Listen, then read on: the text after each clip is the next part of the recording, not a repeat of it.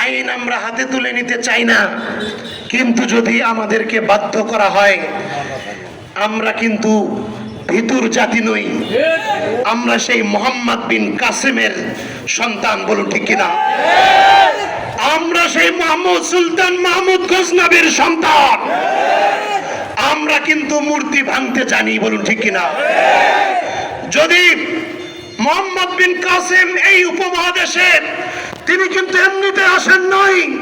যখন এই উপমহাদেশে যখন জালেমরা যখন মুসলমানদেরকে যখন নির্যাতন করেছিল, যখন জালেমরা সাধারণ হিন্দুদের উপরে নির্যাতন করেছিল, তখন এই দেশের সাধারণ মানুষের দাবিতে, তাদের আহ্বানে মোহাম্মদ বিন কাসেম কিন্তু এই দেশে আগমন করেছিল, বলুন ঠিক কিনা? ঠিক সেভাবে এই দেশের সাধারণ হিন্দুরাও যেটা জানে না, এই দেশের সাধারণ মানুষ জানে না, এই দেশের প্রশাসন জানে না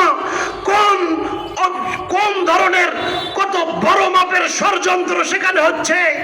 আমরা এই ষড়যন্ত্রের মূল উৎপাটন করার লক্ষ্যে, স্বাধীনতা সার্বভৌমত্বের হেফাজতের লক্ষ্যে আমরা যেভাবে 47কে দেখিয়েছি, আমরা যেভাবে ব্রিটিশদের বিরুদ্ধে আন্দোলন করেছি, 71 প্রতিষ্ঠা করেছি, এবং 24 জুলাই আমরা যেভাবে আন্দোলন করে তুলেছিলাম, স্বাধীনতা সার্বভৌমত্বের প্রশ্নে এই জাতি কোনো ছাড় দিবে না, বলুন ঠিক কিনা?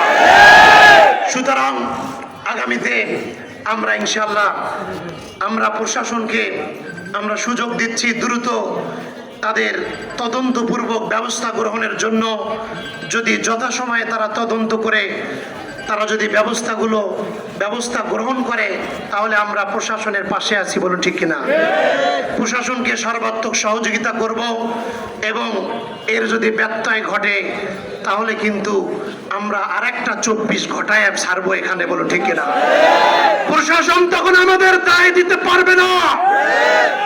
এই বিক্ষুব্ধ জনতাকে প্রশাসন দমায় রাখতে পারবে না, বলুন ঠিক কিনা?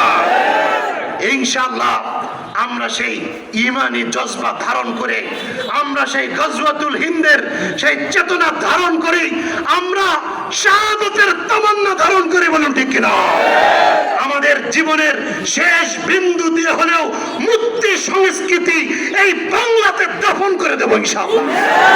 নারে তাকবীর! এই বলেই আমি আমার আলোচনা এখানেই সমাপ্ত করছি।